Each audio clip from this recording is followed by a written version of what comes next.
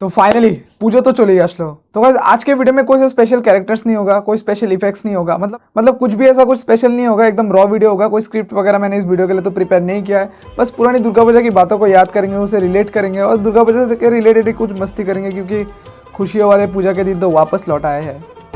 মা দুর্গার আগমনে উল্লাসে আলিঙ্গনে মহামারী মুছে যাবে আজ ঢাকের পিঠে পড়লো কাঠি পুজো হোক জমজমাটি নতুন সাজে সেজেছে আকাশ।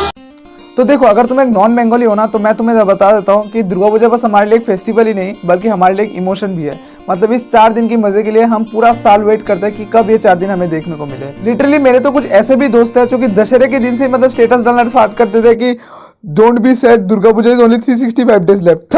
पर पता है पूजा का एक एक्चुअल फील कब आना स्टार्ट होता है? जब मोहल्ले के सेक्रेटरी ये नोटिस देता है कि आज रात 8 बजे पूजा का मीटिंग है, सब लोग आ जाना। कैच भाई, पूजा फील स्टार्ट। और फिर शाम को एक एक करके सब लोग मीटिंग में जाता है और हर बार मीटिंग में बस ये बजट का ही प्रॉब्लम होता है। और जब भी कुछ प्रॉब्लम होता है ना, बस सॉल्यूशन के लिए एक आदमी हमारे सामने खड़े हो जाता है, वो है हमारे ओबिदा। ओबिदा कौन है? ये कैरेक्टर मैं तुम लोग को बाद में इंट्रोड्यूस करूंगा, पहले सुनो। कोई भी प्रॉब्लम होता है, ओबिदा खड़े उठ जाता है और कहता है कोई टेंशन लेने की जरूरत नहीं है, इस बार पूजा, मूर्ति, ढाक, पेंडल सब मैं स्पॉन्सर कर दूंगा। लेकिन कमेटी फिर भी उसका प्रपोजल रिजेक्ट कर दे। मुझे समझ में नहीं आता क्यों, क्योंकि वो ना बोलते बोलते अचानक से गिर जाते हैं। बजट का कोई टेंशन लेने की ज़रूरत नहीं है, मैं पेंडल स्पॉन्सर करूँगा, मैं मूर्ति दूंगा, मैं सब कुछ स्पॉन्सर, तुम लोगों को कुछ भी देने करने की ज़रूरत। अब ऐसे लोगों की बातों पे स्पॉन्सरशिप का असली मामला कैसे मतलब एक्सेप्ट कर ले, ये तो सोचने वाली बात होगी ना कमेटी के लिए। तो इसलिए उसका मतलब प्रपोजल ही रिजेक्ट कर देता है। और फिर अगले ही दिन से स्टार्ट हो जाता है दुर्गा पूजा के चंदा कलेक्शन करने की। उफ भाई, ये अलग ही बकचोदी है। मतलब इस दिन से तुम्हें पता चल जाता है कि मोहल्ले में बस तुम अकेले गरीब नहीं, पूरा मोहल्ला ही गरीब है। मतलब एक भी परिवार में अगर तुम पिछले साल से ज्यादा 1 रुपए भी एक्स्ट्रा लगा दोगे ना, वो लिटरली उन लोगों के घर में बस रोना शुरू हो जाता है। अरे 1201 रुपए, पिछले साल ही तो 1200 रुपए दिए थे, इस बार घर की कंडीशन सही नहीं है, मेरे पति 2 दिन से बस पानी पी के जिंदा है, इतना पैसा नहीं दे सकते। अरे आंटी, आपके पति सिर्फ पानी पी के नहीं, मतलब मोहल्ले की सबसे छोटी वाली गली में जाओ, वहाँ पे आपके पति पानी के साथ दारू मिला के मोहल्ले के आवारों के साथ बैठ के वहाँ पे जिंदा है। और फिर जब शाम को टाउन कलेक्शन के लिए निकलता है, उसमें और ज्यादा मजा आता है। मतलब दुकान में पैसा मांगने जाओ तो कहते हैं घर से लेना, घर से पैसा मांगने जाओ तो कहते हैं दुकान से ले लेना। इस चक्कर में उन फैमिली से पैसा लेना होता ही नहीं है।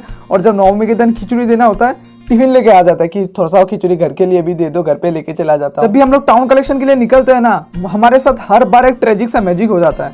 मतलब जब हम कलेक्शन करने के लिए निकलते हैं, हमारे पास ऑलरेडी 20-22 हज़ार रुपए का कलेक्शन हो जाता है, लेकिन वो कलेक्शन किया हुआ मनी कमेटी ऑफिस तक आते आते अचानक से 18,000 हो जाता है। मतलब 22,000 से 18,000 हो जाता है।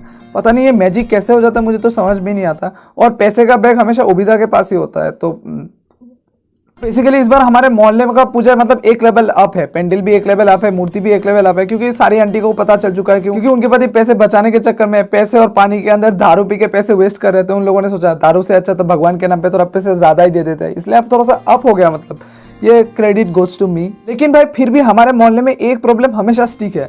चलो मान लिया पंडित जी अच्छे हो गए, पेंडल अच्छा हो गया, मूर्ति डेकोरेशन अच्छा हो गया, ढाक भी अच्छा हो गया, लेकिन भाई डीजे कब आएगा? 1947 से मीटिंग में ये प्लान हो रहा है कि इस साल डीजे आने वाला है, इस साल डीजे आने वाला है, इस साल डीजे बॉक्स आने वाला है, कभी तो आया नहीं है। वो 4 होम थिएटर वाला बॉक्स लेके आता है, उसमें पूरा दिन वो 7 समंदर पार में तेरे और कांटा लगा बजाएंगे, बस उसमें हम लोग का दुर्गा पूजा निकल जाता है।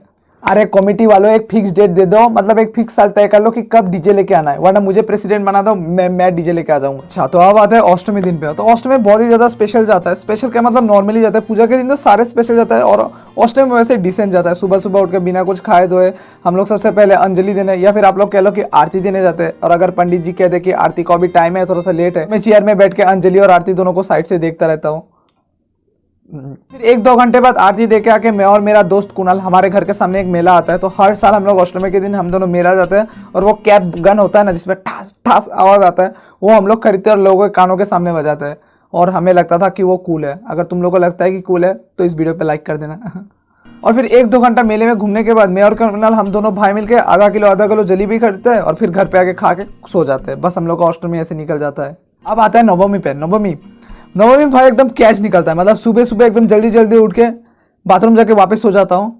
अरे भाई पूरा नवमी जागना भी तो है ना, अभी तो प्लान स्टार्ट होने वाला है। फिर दोपहर के 1-2 बजे उठते हैं, मतलब मेरा रूटीन बता रहा हूँ, दोपहर के 1-2 बजे उठता हूँ, दोस्तों को फ़ोन करके पूरा प्लान फिक्स करता हूँ, प्लान बनाता हूँ कि कहाँ जाना है, क्या नहीं करना है, क्या नहीं करना है, ये सब करता हूँ। फिर शाम तक घर पे बैठ के टीवी देखता हूँ और फिर शाम को नए नए ड्रेस पैंट पहन के, मतलब लास्ट 2 साल से तो नहीं पहना, इस साल भी नहीं पहनने वाला हूँ, तो ड्रेस पैंट पहन के हम लोग निकल जाते हैं पूरा सिटी घूमने। मतलब हम लोग अपने पूरा शहर घूमते हैं, चारों जगह पेंडल होपिंग कह लो, या फिर खाना वगैरह कह लो, या फिर दूसरों को जज करना कह लो, या फिर कपल्स को देख के खुद जेलस फील करना कर लो। ये सब करके हम लोग आधी रात तो पूरा बाहर ही घूमते रहते हैं सारे दोस्तों के साथ, और फिर आते हैं घर पे, क्योंकि हमारे मोहल्ले में नवमी के रात को हर साल कंपटीशन रखा जाता है। कुछ भी कंपटीशन करो, आरती का कंपटीशन, या फिर कैंडल ब्लू ऑफ कंपटीशन, या फिर वो शंख कितने बजे तक कौन ज़्यादा बजा सकते वो बजा लो, मतलब बहुत सारे कंपटीशन होता है। लेकिन जितना भी कंपटीशन हो जाए, उस कंपटीशन का तो फर्स्ट प्राइज एक ही है, और वो है ओबिदा।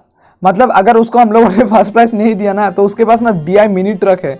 अगर उसको फर्स्ट प्राइज नहीं दिया गया तो अगले दिन दशमी के दिन माँ दुर्गा को उसके DI ट्रक में उठा के वह नदी में ले जाना, उसको वो हमें DI ट्रक देगा ही नहीं, वापस से DI ट्रक भरा करके वापस से वही सब करने बहुत खर्चा पड़ जाएगा। इसलिए कमेटी की तरफ से उसको हर कंपटीशन में फर्स्ट प्राइज दे दिया जाता है, वो भले ही खेले या ना खेले, लेकिन दे दिया जाता है, ताकि कल सुबह DI ट्रक हमें मिल जाए, ताकि हम लोग विसर्जन में जा सके। मतलब कंपटीशन तो सेकंड पोजीशन से होता है, क्योंकि फर्स्ट तो ओबिदा होता है हमेशा, तो कंपटीशन सेकंड पोजीशन से स्टार्ट होता है। तो ऐसे हम लोग की नवमी काट जाती है, और कंपटीशन होने के बाद बहुत डांस गाना वगैरह होता है, तो वो लोग साइड में चलता रहता है, मैं घर पे आ जाता हूँ, मुझे वीडियो बनाना पड़ता है।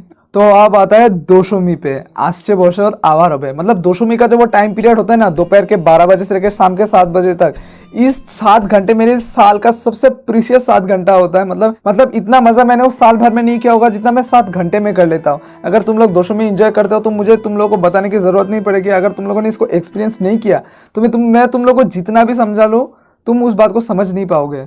तो बेसिकली दशमी के दिन हमारी दुर्गा माँ वापस से मायके से अपने ससुराल चले जाते हैं, तो उस दिन को हमें से दुखी होके नहीं, नाच गाना करके, इसलिए हम लोग हंसते खेलते उन लोगों को विदा करते हैं। मतलब विसर्जन के दिन तो एकदम नॉर्मली स्टार्ट होता है, मतलब पहले के 20-25 मिनट तक एकदम नॉर्मली रहते हैं। मतलब ओबिदा के DI ट्रक में मूर्ति रहती है, और फिर हम लोग रास्ते पे चलते चलते जाते हैं नदी तक, ताकि हम लोग भाषा नहीं दे सके। लेकिन जैसे हम लोग मोहल्ला क्रॉस करके मेन रोड पे निकलते, अचानक से ओबिदा इतना फास्ट आके अपने DI ट्रक पे चढ़ के वो 4 होम थिएटर वाले बॉक्स में जब अपना मोबाइल कनेक्ट करके वो गाना लगाता है ना, क्या नाम है उसका, रिबा रिबा रिबा रिबा रिबा, ये वाला जब गाना लगाता है ना भाई साहब, बॉडी में करंट दौड़ जाता है। मतलब तुम्हारा हाथ पैर अपने आप चलने लगेगा। तुम सोचोगे यार मैं तो कभी नाचता नहीं हूँ, लेकिन इस गाने पे कैसे नाच रहा हूँ। तुम बस सोचते रह जाओगे कि वो गाना क्या था।